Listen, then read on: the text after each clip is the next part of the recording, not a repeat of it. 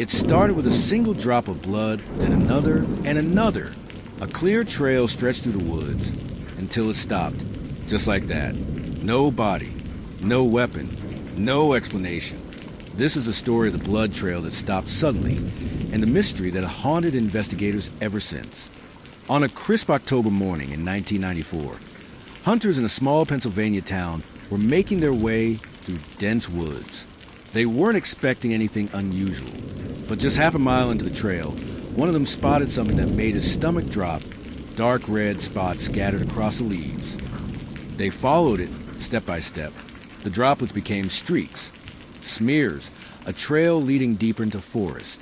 The hunters thought they would surely come across a wounded animal, but what they found instead chilled them to the bone. At the edge of a clearing, the blood trail grew heavier, pooling in places, showing signs of serious injury. But then, just a few feet farther, it stopped. Completely. No body, no animal, no tracks, no sign of what or who had been bleeding. Police were called immediately. At first, they assumed it was a hunting accident. Maybe a deer had been shot and wandered off. But tests quickly confirmed this wasn't animal blood. It was human. The small town buzzed with fear. Whose blood was it? Where was the body? And how could so much blood just vanish? Detectives brought in search dogs. The dogs tracked the scent along the trail until the exact spot where the blood stopped. Then they froze, circling in confusion. Beyond that point, it was as if the person had simply disappeared. Investigators began to theorize.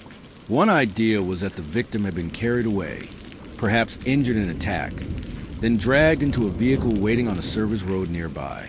But there were no tire tracks, no footprints, nothing disturbed.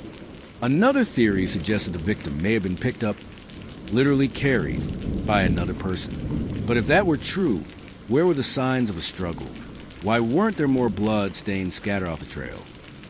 Locals had their own explanations. Some whispered about the supernatural. Ghost stories spread quickly. A phantom hitchhiker, a cursed hunter, even claims of alien abduction. But police weren't interested in legends. They wanted evidence. And they didn't have much. Detectives started cross-checking the blood with missing persons reports. That fall, two names stood out. A young college student named Daniel Reeves, who had vanished after leaving a late-night party, and a truck driver named Mark Fulton, who never returned from a delivery route. Families of both men were desperate for answers.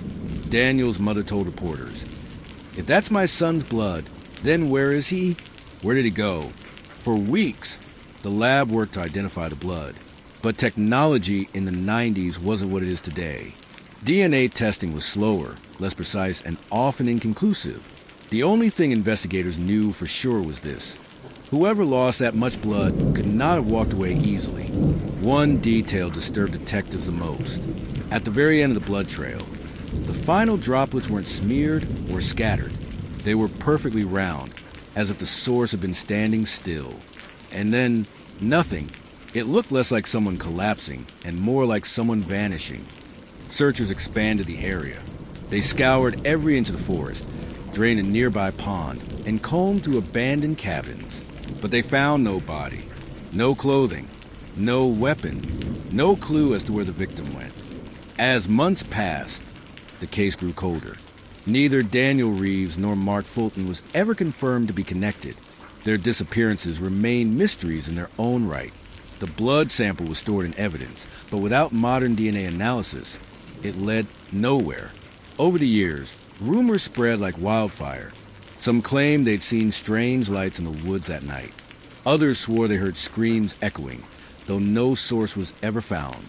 A hunter even told police he saw a man in torn clothing stumbling near the trail weeks later, but no trace of that man was ever found. Decades later, in 2015, the case was reopened with modern technology. Forensic teams re-examined the blood sample using advanced DNA testing. The result? The blood matched neither Daniel Reeves nor Mark Fulton.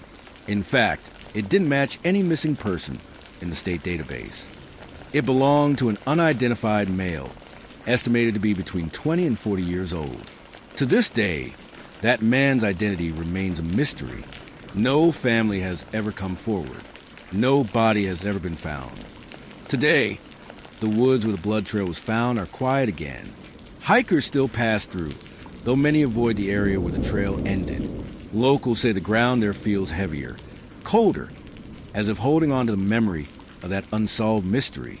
Detectives who work the case admit it still haunts them. One officer said, "You don't just lose that much blood and walk away. Someone knows what happened. Someone out there has the answer. A blood trail that led nowhere. A victim who was never identified. And a mystery that refuses to fade. Was it a brutal crime covered up with precision? A missing man carried off by someone or something that left no trace? Or is there another explanation altogether?" So I'll ask you, why did the blood trail stop? And what really happened in those woods? Share your theory in the comments, because the truth, it seems, is still waiting to be found.